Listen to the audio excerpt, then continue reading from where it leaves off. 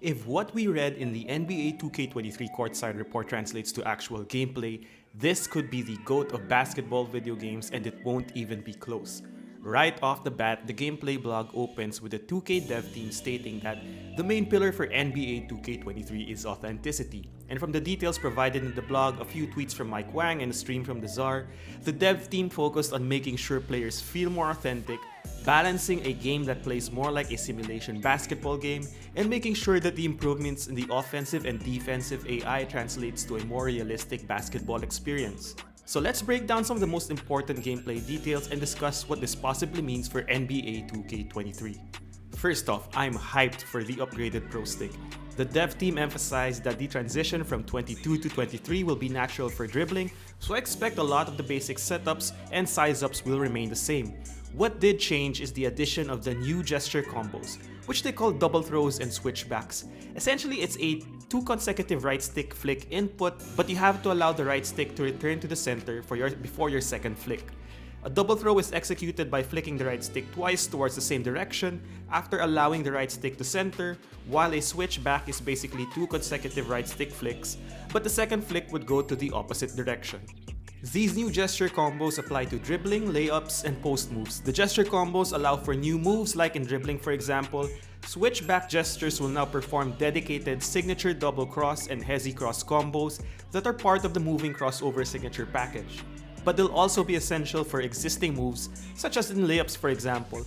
Double throws will be mapped to hop step layups, while switchback gestures will allow for cradle layups.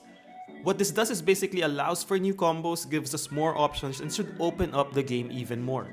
What did excite me about the new gesture combos is the emphasis of the dev team on learning the nuances in terms of speed stick throws and timing. So if you're into using different change of pace dribbles in NBA 2K22, creating complex combos, or making sure that you break down your defender in an authentic way, you should be right at home with how this new system will give you more control, expanded options, and will hopefully help establish a skill gap in dribbling and shot creation that's not based on manipulating animation frames, which leads to people really abusing the glitchy dribble combos. But the huge piece of news that really got me hyped was the emphasis on larger stamina penalties for spamming dribble moves.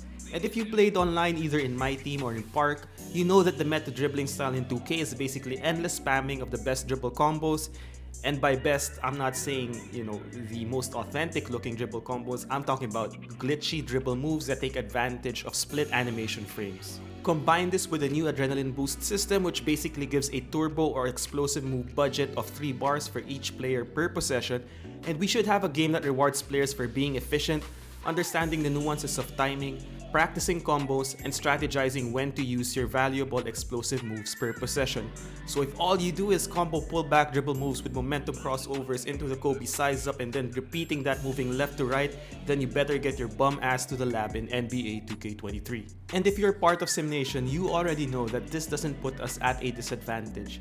I've shown in a few NBA 2K22 videos the value of playing with pace and knowing when to use turbo and when not to use turbo. NBA 2K is a completely different game when you're not just running around with turbo all game. So what we're seeing is 2K basically drawing a line on the sand and telling the community that the paradigm is definitely about to shift. NBA 2K23 also introduces attacking size up, which provide a lot more side-to-side movement, which would be used to force defenders to shift and open up their defensive stances. Not many details were provided on how these are executed, but my guess is that these could be double throws or switchback dribble moves while holding turbo. And with this level of change to systems and mechanics, we're likely going to get very strong opinions from players who only like to play a certain way, especially with the balances made to dribbling. The dev team is openly calling for people to give the game a chance, and as a community we have to make sure that the changes that the dev team are making to help make 2K a better sim basketball experience remain intact. Another thing that really excited me was that NBA 2K23 will have the largest content refresh in NBA 2K history according to Mike Wang. That means more signature jump shot animations, new size up dribble packages, new layup packages, and new post animations. As I tried to scan which NBA players to recreate in NBA 2K22, one thing that was really lacking was a lack of unique signature animations for even some of the best players in the league. I'm talking about Jason Tatum, Devin Booker, and especially a lot of the legends in the game. The new animations will hopefully make NBA 2K23 the most authentic basketball experience we've ever had, and I'm looking forward to the Signature Series videos that you can expect from me on NBA 2K23. So for offline players, I know a lot of the complaints are basically that there's a lack of authenticity to how the AI plays. They don't tend to recreate signature styles, and they don't make use of the entire arsenal of moves that's available to them. So I'm really excited to see how the improvements made to the AI on the offensive end translates to the game. There were a lot of under-the-hood changes discussed in the gameplay blog, but in essence the goal was to make sure that the AI attacks intelligently and that they replicate the authenticity of their real-life counterparts. The Courtside report also emphasized that they were giving more love to slashers who love to finish at the rim. We saw an early hint of this in the first look trailer with Giannis plowing through defenders and bullying players who were at a size and strength disadvantage. This seems like a natural evolution based on the contact system that 2K established in NBA 2K22. If you watched some of my videos, you know that I'm big on using contact to set traps and using contact to your advantage. Players with high athleticism and strength should have a field day in terms of getting to the basket, and with new badges like the Bully badge, balancing out the contact system will be important in making sure that the new meta just doesn't turn into paint mashing, which was already one of the main complaints of a lot of people in NBA 2K22.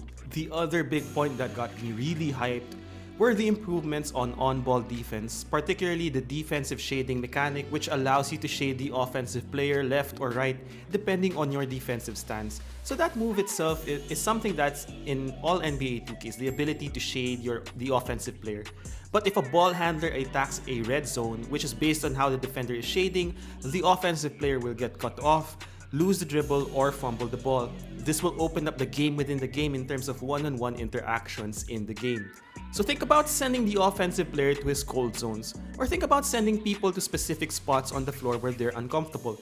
For example, Draymond Green noticed that the Jays can't really do anything if you send them to their left. And that completely changed the NBA Finals. Although that level of authenticity isn't reflected yet in player attributes, whether they're using their weak hand, I noticed that people can only dribble well on 3 specific spots on the floor: the left wing, right wing, or middle. If you shade them to the corner, they basically have no counters. As an offensive player, it will be more important to know all the tools you have, which you can use to shift your defender around when they're shading you a specific direction. So if this system is implemented well, then it will really benefit players who are willing to put the time in and lab one-on-one moves and different freelance or play call counters. So honestly, everything sounds good on paper. The amount of work the dev team made to introduce new content, introduce new systems and mechanics, especially on an annual cycle, is really impressive. The full potential of these systems will probably not be realized in this 2K cycle, but it's important that we as a community give the game a chance and not ask for sweeping changes to the systems until we give the game time to breathe, until we learn the mechanics and get better at the game. I will say that although my hype is through the roof, that I'm also trying to manage my expectations until I see how a lot of these are implemented in the game. There are also a few things that concern me on the badge side of things that I won't necessarily get into, but something like the Bully badge, for example, could be overpowered if not tuned correctly, but at the same time, if you're creating a My Player build, now it's going to be important to factor strength into your build. So overall, I'm pretty excited. This could be a great year for 2K players that are fans of basketball in video games. So it should be a great year. You can most certainly expect tutorials for the basic, Signature Series and Next Level Series videos, which are more authentic recreation of NBA players, and more online gameplay from me. And also, there are a few things that I'm going to keep under wraps for now, but you should be excited in terms of the quality and quantity of content that we'll have for NBA 2K23.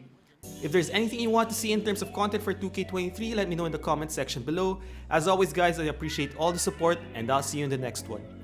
Peace.